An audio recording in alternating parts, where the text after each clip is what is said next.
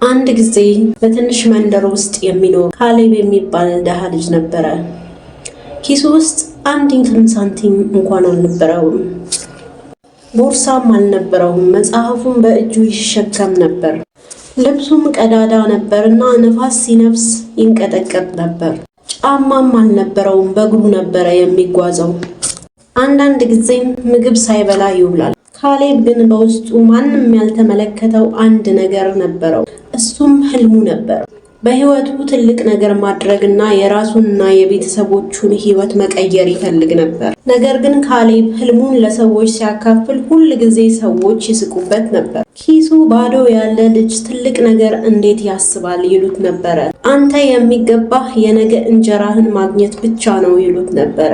እነዚያ ቃላቶች ያሳዝኑት ነበረ። ግን በውስጡ ካሌብ የወደፊቱ አሁን ባለው ሁኔታ እንደማይገደብ ያምን ነበር።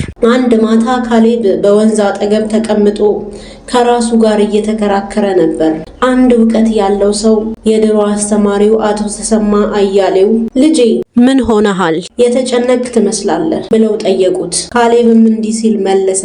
ቲቸር ተሰማ፣ ሁሉም ሰው ደሃ ስለሆንክ ትልቅ ነገር ማድረግ አትችልም ይላሉ። ህልሜ ከኔ ሁኔታ በላይ ነው ይላሉ። ቲቸር ተሰማም ፈገግ አሉና መስታወት ሰጡት። ወደዚህ መስታወት ተመልከት፣ ምን ይታየሃል አሉ። ካሌብም ራሴን ነው ማየው አላቸው። ቲቸር ተሰማም በአይኖችህ ያለውን ህመም ይታየሃል አሉ። ካሌብም ቀስ ብሎ አንገቱን ነቀነቀ።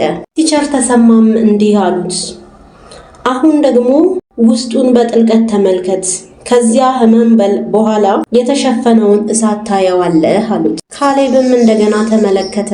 በዚህ ጊዜ በውስጡ ትልቅ ኃይል ተሰማው። ቲቸር ተሰማም እንዲህ አሉት፣ ያ እሳት እምነትህ ነው። ብዙ ሰዎች ይህን ችላ ይሉታል፣ እናም ተስፋ ይቆርጣሉ። ነገር ግን ያን እሳት ከጠበቅ በድፍረትና በትዕግስት ከመገብክ እንኳን በጨለማ ሌሊቱንም መንገድህን ያበራልሃል አሉት። አንዳንድ ሰዎች መስታወትህን በትቢያ ለመሸፈን ይሞክራሉ፣ ግን አይችሉም። አንተ የራስህን ሁኔታ ሁልጊዜ ማየት አለብህ። ምን ማድረግ እንደምትችል አትርሳ አሉት። ካሌብም መስታወቱን ወሰደ፣ መልእክቱንም በልቡ አኑሮ ከዚያ ቀን ጀምሮ ይህ ትምህርት በሕይወቱ ላይ መተግበር ጀመረ። ከስህተቱም ሁል ጊዜ ይማር ነበረ። በክፍል ውስጥ ብቻ አይደለም። ህልሙ የቤተሰቡንና የራሱን ህይወት መቀየር ነው። ጉዞ ቀላል አልነበረም። እናቱ ብዙ ጊዜ ትታመም ነበረ እና መድኃኒት ይፈልግ ነበረ፣ ግን መግዛት አልቻለም። አባቱም ደሃ አርሶ አደር ነበረ። ቀኑን ሙሉ ሲሰሩ ውለው ባዶ እጃቸውን ይመለሱ ነበር። ካሌብ ግን አንድ ነገር ማድረግ እንዳለበት አሰበ። ጠዋት ወደ ትምህርት ቤት ይሄዳል፣ ማታ ደግሞ በትንሽ ሻይ ቤት በአስተናጋጅነት ይሰራል። በሳምንቱ መጨረሻም ካሌብ ከአካባቢው መካኒክ ጋር በመርዳት ሙያ መማር ጀመረ። ሁሉም ሰዎች ተኝተው ሌሊት መብራት ስር ተቀምጦ በትኩረት ይማር ነበረ። እንቅ፣ ምቾት፣ አንዳንድ ጊዜ ምግቡንም እንኳን ይተው ነበር። ግን አላቆምም። መስታወቱንና ህልሙን ሁል ጊዜም በፊቱ ነበሩ። ዓመታትም እየተንሸራተቱ አለፉ። በመጨረሻም በመንደሩ ጥግ ትንሽ ሞባይል ጥገና ስራ ጀመረ። ገንዘቡንም በጥንቃቄ ይቆጥብ ነበር።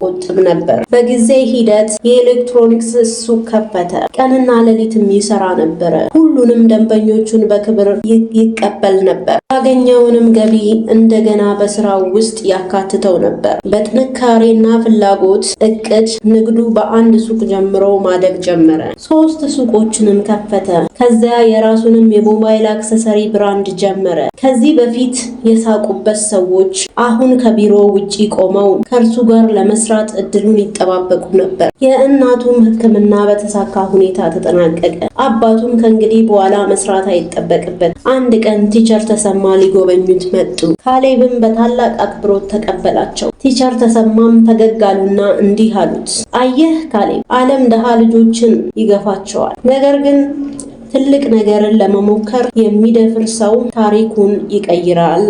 አንተ የዚህ ማስረጃ ነህ። ህልሞች በኪስ ባለ ገንዘብ አይለኩም፣ በልብ ባለ ራዕይ ነው የሚለኩት አሉት። ከካሌብ ሕይወት ምን ተማራችሁ?